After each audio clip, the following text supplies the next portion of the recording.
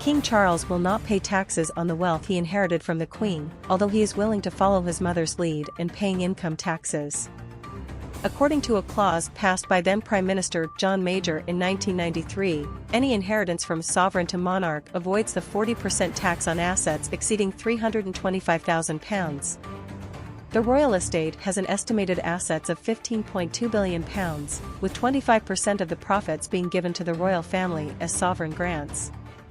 The estate includes the royal archives and a collection of royal paintings held by the monarch to the right of the crown. These assets cannot be sold by the king and are actually handed over to the government for a grant. The government's guidance therefore concludes that it would not be appropriate to pay inheritance tax on such assets. Separately, Charles also inherits from the Queen's Duchy of Lancaster, a private estate containing a portfolio of lands, estates and assets held in trust for the sovereign. It is exempt from inheritance tax on these assets to preserve, among others, a degree of financial independence from the government of the day. Government guidance adds, the monarchy as an institution needs adequate private resources to ensure that it continues to fulfill its traditional role in national life.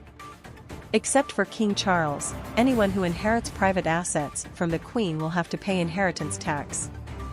The guide states, with regard to assets that may be considered private as necessary, regulations provide that inheritance tax is not paid from one monarch to another on testamentary gifts, but on gifts and wills to another.